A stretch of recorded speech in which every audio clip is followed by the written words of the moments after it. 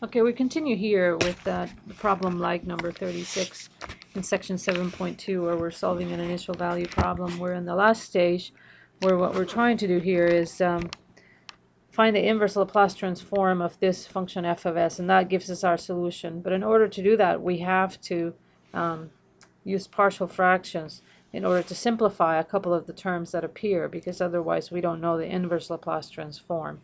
So for the first term, we've done that in the first video, and we found our A, our B, and our C, and now we can rewrite this first term here in this form right here.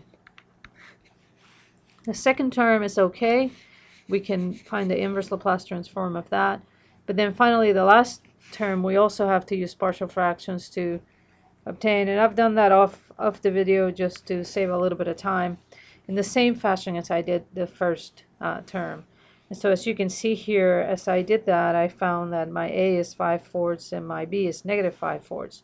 So I can use this right here and substitute it for my third term here. Okay, that's just another way of writing that term. Now if I do that and I use the constant values that I found, I come up with this equation.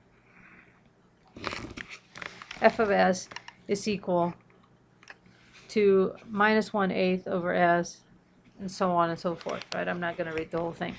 Now I see that I have a few terms here that could be combined. You see these two could be combined. So I'm going to go ahead and do that first. So finally f of s is going to be, so this is 10/8, so -1/8 is 9/8 times 1 over s, and that takes care of these two.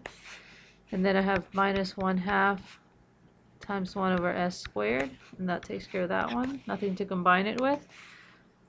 Finally here I have, so this is the same as 9/8 minus 10/8, so I get -1/8